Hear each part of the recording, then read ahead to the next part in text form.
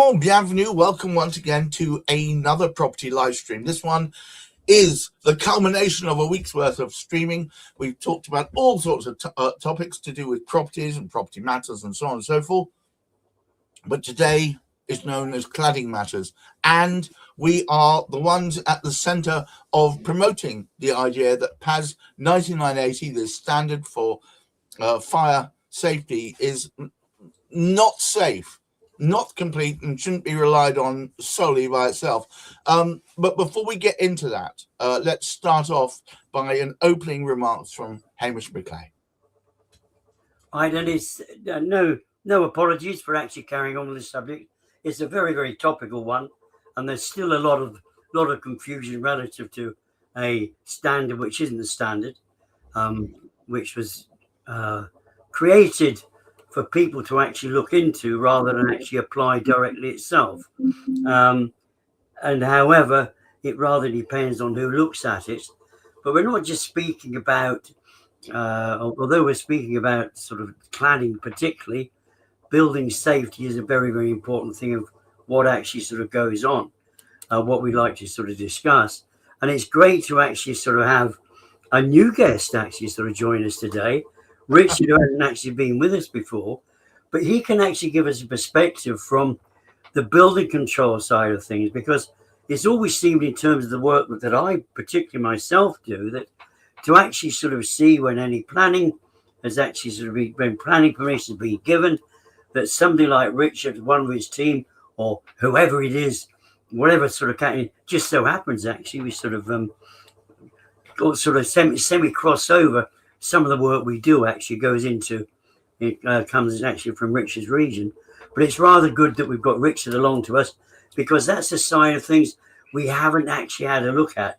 But it's a critical part of somebody being able to sort of maintain and look at the standard of the building as it goes through. Are those buildings being put together the right way, the wrong way? And often probably they don't get the opportunity to have a total look at it. But we'll let Richard put that information in front of us as we actually proceed with the conversation. Well, that's wonderful. Thank you very much, and welcome, Richard. Glad to have you here. Steve Day, gentleman who has been dedicated the last goodness knows how long to trying to bring to the attention of all and sundry, perhaps a little bit of corner cutting, perhaps a little bit of dilution of what should have been in place as a standard. Steve, can you give us an update of where we're at? Yeah, so I mean, thank you, Richard, for joining us today. And basically, I'm a leaseholder caught in a trap, really. We have 8 tall towers in Woolwich at Royal Artillery Quays, and they made up of EPS cladding. And we managed to prove that the BBA certificate wasn't complied with by the developer, the legendary Barratt Homes. They didn't put the render thickness thick enough. They used plastic fixings on the fire breaks instead of the metal that was required in the BBA certificate, and they used a dot and dab adhesive pattern on the insulation instead of the grid pattern. And of course the BBA then said, well, that invalidates their compliance. And as a building control approval, they said the BBA was their route to compliance and not ADB or anything else, any other bespoke evidence. Then they were pretty much shafted and played us £1.3 million. Caught on their own petard. Yeah, well, but then they've also been caught out on the fire stopping. So there's a report which looked at 8 flats, and it said the missing fire stopping in the internal party walls are so bad that they recommend prosecutions in the event of a fire. That was just 8, and that had over 150 defects on the fire stopping in just 8 flats. So all of that is the background to then what happened with PAS. And of course, we've been working with the Earl of Lytton and trying to get the building safety scheme through, which was consumer protection against defects. And we partially got there, but we're still pushing with Gideon Amos and his team for this legislation to come in. But effectively what we've got with PAS is, especially the new version, it says it's aware of the huge defect rates of the major developers. So we had 77% using the developer contract data of life-endangering critical defects from Taylor Wimpey, 35% for Barratt, and in between that range there are 2 others. And is all available data, and they're life-endangering defects. And what's happened is the insurers, with all of this information, need a standard of remediation that maybe does take into account property protection, because unfortunately, the cat's out of the bag. No one trusts building anymore, and that's what we're seeing reflected in our premium. So PAS is making it worse.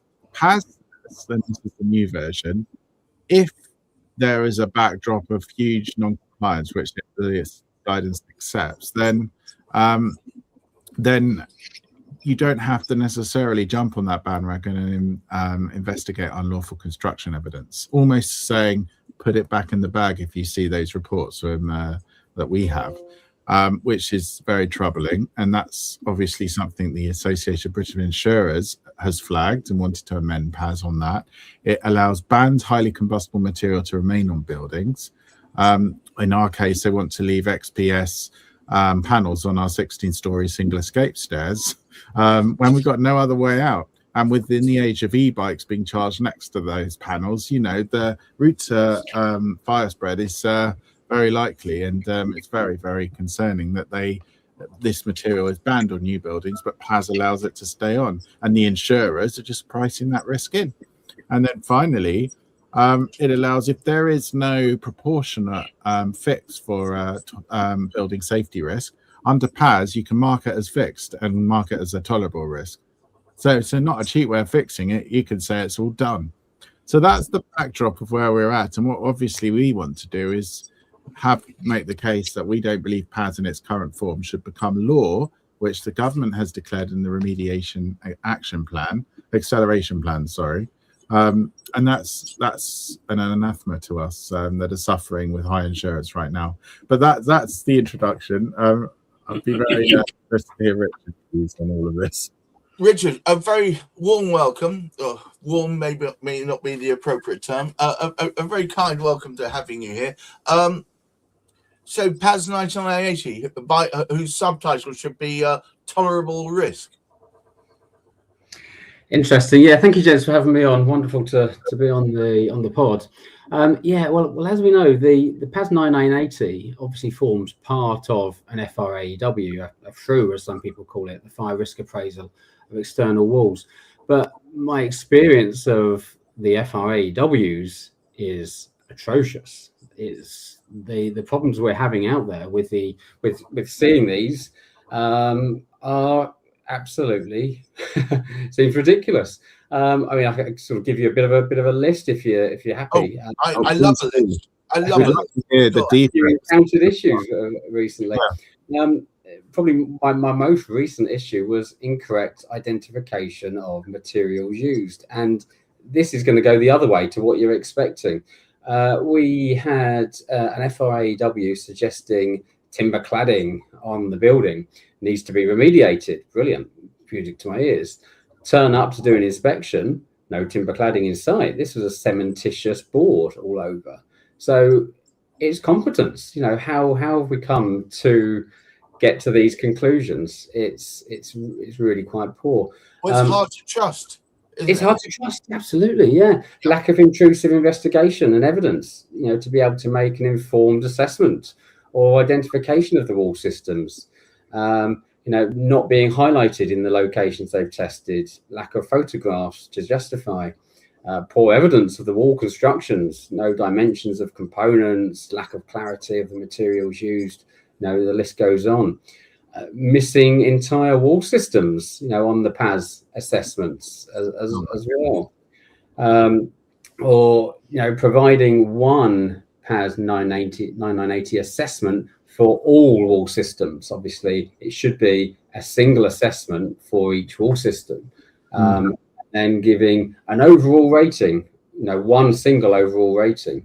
And again, should be individual overall ratings. And the difficulty with that is you could have some that are really, really bad, some not so bad, but the overall rating may be a medium tolerable as an overall, but some obviously have got to come off. What amount of loss of life is tolerable? None. can't really answer that, but no, it's not tolerable, is it? Well, PAS 9980 seems to suggest that, for instance, on the fire shafts that Steve lived within, that they should leave XPS foam on there, which, as we all know, is akin to firelighters. No, But of course. but under PAS 9980, they can mark that as tolerable risk. Yeah, they can. Yeah, And Rich, just that's on not that, the issue, isn't it? Sorry, Stephen. I just wanted to make that, just to get your view on it. They don't know what the product is, and they don't have any fire performance test evidence to know that those panels are tolerable, even if you followed that flawed argument. So how do they know the risk if they don't know the risk? It's a best guess, isn't it? And they're I suppose, using their experience, for the, use the term loosely, to get to the bottom of it. And as we know, this is up for interpretation, isn't it? 3 different fire engineers could have 3 different answers to it and give 3 different ratings to it. So I think that's one of the biggest issues. And listening to the pod, we've obviously discussed this in previous weeks, the whole interpretation side to it. So yeah, that's particularly difficult. So I guess a few other items just to rattle off: inconsistencies and contradictions within the reports provided. Just seem comical when you read them sometimes. The recommendations at the end of the report that they provide, they're often not aligned to the actual findings, or they're certainly watered down. I've had things like, treat the timber with fire-resisting products. It'll bring it up to an A1 or A2 standard. With shrinkage and expansion of timber, and obviously it's got a lifespan. That lifespan probably isn't going to go past the actual lifespan of the product. That's going to run out in 20 years, 10 years. Right. So poor. Replacing combustible materials only above 18 meters, even. We're all right lower down, just do the higher stuff. No, that's what, when I first heard about that, I thought that was the biggest joke of all. A vast majority of new homes tend to be below 18 meters. So, but a lot of them will suffer from cladding issues. Well, they're not, Steve. Yeah, no, I mean, exactly. And I think what's interesting, Richard, is, would you say, because it sounds like you've gone through quite a few of these throughs, would you say the trajectory is to, we have always been surmising there's a conflict of interest, that fire engineers may want to please their developer friends rather than their obligations for safety. Would you say there's a trajectory that you can't prove that, but does it look like they're covering for the liability that would otherwise be there? It does. And just to use the example I used earlier, they specified timber cladding, but it's cementitious board. There was earlier reports that had already identified it's a cementitious board that they referred to in their FRAW. They must have known. Yes. So the question is then raised: are they trying to use the Building Safety Fund to have it ripped off? They just think, it's old, it needs refreshing. Let's try and use the fund and the money that's out there. So yes, you just don't know, do you? And it's flawed interpretation. And what are the influences of this? Experience, competence, understanding of risk and the principles of fire. Look. And persuasion, potentially. I don't even want to say it out loud, but it comes into play, doesn't it? All the elements of persuasion. Zara Olibokas, friend of the show, says new houses are also covered in cladding. Let's not forget. Yeah, of course. So we've got a whole swathe of domiciles that would be affected by this if it was adopted as it stands. Right? Richard, what's your view on PAS in its current form and the government's intention to bring it into law? Do you have any view on how PAS might need to be reformed, as it were, or even abolished? Do you have any thoughts on that? Yeah, I don't just want to dismiss PAS. It's it's got something, and I think it's an assessment tool used within the FRAWs that has a use. To bring it into legislation is, it's tricky, and it always still comes down to interpretation, doesn't it? There doesn't seem to be a more regimented rating system that's across the board that you can't get away from. So yeah, still to be confirmed. Let's see. It's going to come out at some stage, isn't it? And let's use it and see if these changes actually make a difference. I'm not convinced. I don't think they've gone far enough with it, but yeah, I don't think we will actually be able to have enough input or influence to change otherwise. It's what we're going Actually, Richard, I've got to say, you do sound very cynical about this. Is that through experience, or is it the fact that you don't feel like the concerns of building control are being listened to? PAS 9980 and building control is a slightly different one, because with building control we're dealing obviously with a lot more new work. So the PAS 980 is obviously on existing buildings. Now, don't get me wrong, we do of course deal with existing buildings and refurbishment or extensions to, but no, necessarily going to see a PAS 9980. They've already decided it's coming off, we're putting something good on, but putting on an extra couple of stories to an existing building, that's when we might start to see the FRAWs and the assessments, the 9980 assessments. So building control aren't as heavily as involved as you might think with these documents. All right, Steve, you were just about to jump in there. Yeah, sorry. And Richard, if in terms of the stakeholders around PAS, the insurers are one of the largest group that kind of been excluded from the latest version. Actually, they weren't allowed to be in the working group, nor were the leaseholders and consumers of the remediation. So, presumably, if the result of a remediation doesn't bring down your real building defect premium to zero, it should do, right? That's not the whole insurance of the building, but this extra premium we're paying, which is often in the £3,000 or £4,000 added a year to each flat. Surely that is rejected the standard. You can't just blame the insurers if the standard itself says leave highly combustible material in buildings without any evidence, without knowing the risk. Ignore unlawful breaches of building regulation and route to compliance of construction, and mark it as proportional and resolved if you can't find a cheap way of fixing it. If all of those three things are in there, how can the insurers ever be satisfied? Do you have a view on the insurers? Has that come into your world on building? Yeah, I lost you slightly there, Steve. Sorry, I lost you slightly there. So apologies if I didn't get the whole grasp of it.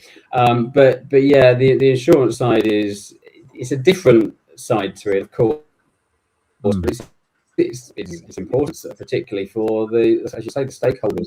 Now we might have something where a combustible material, be it an insulation, a timber, a backing board, sheathing board, it is encapsulated with cavity barriers all around it, and you might deem it a low risk, even a tolerable risk, or a medium tolerable to low risk, and you might determine that it can stay. So we're potentially suggesting that the risk is reduced and it's safe to live in, but obviously the insurance company are seeing it from a different side, and they're saying, but there's combustible materials in this, we're not insuring you, or we're not lowering our premium. So that's where insurers, it would have been beneficial, wouldn't it, of course, if they had been able to have some input into this. But yeah, real difficulty. Hamish, this seems like a crazy scenario. We've got a standard which the government are trying to push through. There's conspicuous and obvious repeated evidence whereby if they were to adhere to just that, developers could get away with murder. Literally. But I mean, one would have thought that we could have picked up something from what went on at Grenfell. That hasn't happened entirely. People have become aware as a consequence of the various reports, and certainly the calamities, the deaths, and the disasters that were actually caused as a consequence, and the lives that have been impacted because of it all. It does reduce the confidence level in people, and we've got a real challenge, I guess, that it cannot be established what is safe to leave and safe to without even testing the materials. I think that has to be a big worry. But an important thing is, and Richard sort of said about each of these individual buildings, walls almost, need to be taken in their own individual merit. They are not all of the same. They all need to be looked at slightly differently. The whole thing, of course, is going forward.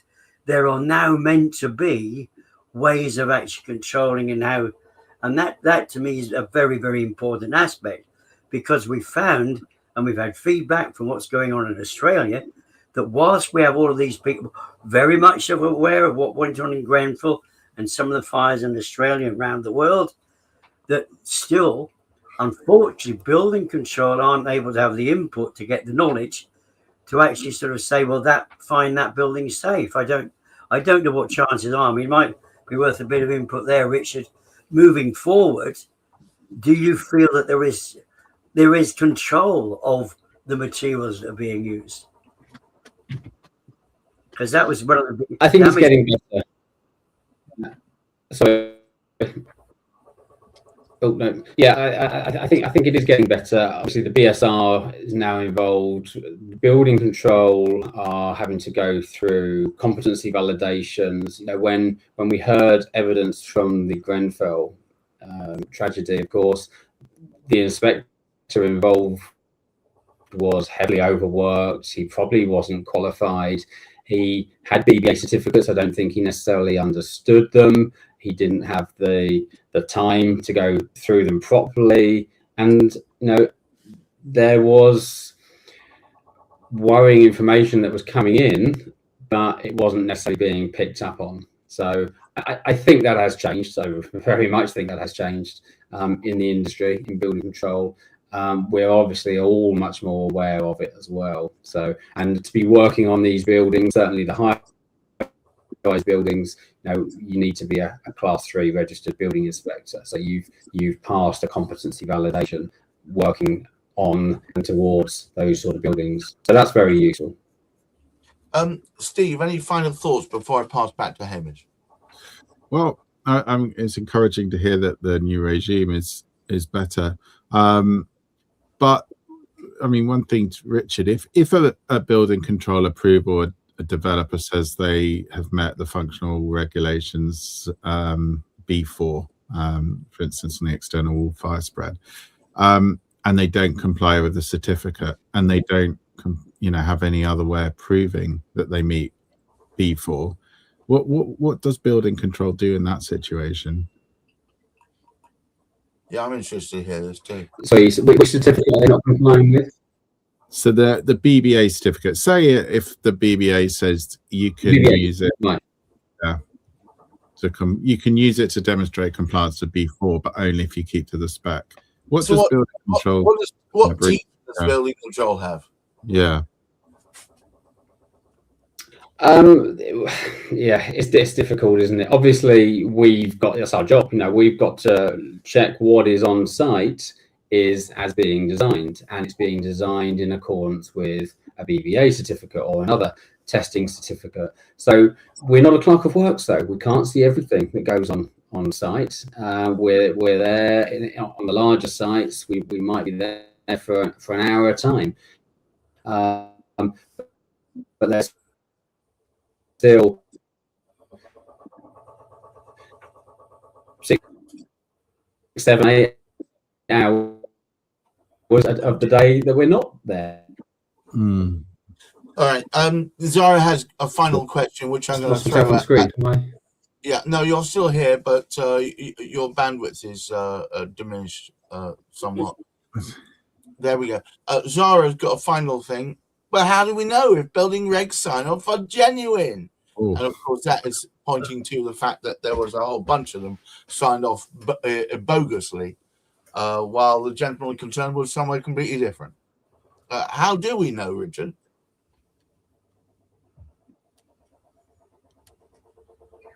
Oh well, never mind. I'm actually going to throw things over. Hamish, will you take us home, please? Right. Yes, I think well worth a further conversation, and maybe Rich and I can get together on the property matters, and we'll just focus on that one particular aspect, sort of moving forward. If Richard would like to join us, but certainly come back to this wider issue, which is well, and maybe be able to answer sort of Zara's question, because Zara, we know, is involved all the time with having received building control. That yes, it's being passed off. How genuine was that thing at being passed off? It is good because, I mean, it's great to have Richard here because he's experienced on that side of things, which we haven't had the opportunity to have along with us previously. And Richard has actually presented why there is a big challenge with what is actually sort of going on. Because, you know, a building gets built and a building control is not going to be there 24 hours a day or however many hours that thing happens to be built for. But the moving forward, we know there's some wise decisions being made. And of course, we'd like to see more and more of that happening. It's just a shame at the moment that we can't get the retrospective input on the buildings like where sort of Steve is, to get a really defined answer as to what is safe and what is unsafe, what should be allowed, what shouldn't be allowed. Wow, what a tangled web we weave. Thank you very much indeed for all of your attendance. Richard Murrell, a building control specialist, Steve Day of buildingsafetyscene.org, and also locked into Royal Artillery Keys, living the life, as it were, and Hamish McClay of Search Convey, who's our Supremo, helped set this up in the first place. And to all of you watching, please keep your feet on the ground, keep reaching for the stars, and in these troubled times, try and look after your mental health. Until next week, have a wonderful weekend. Bye-bye now. There's a tale about some folks with hammers and some nails. They'll polish through the moon, but their word always fails. They'll tell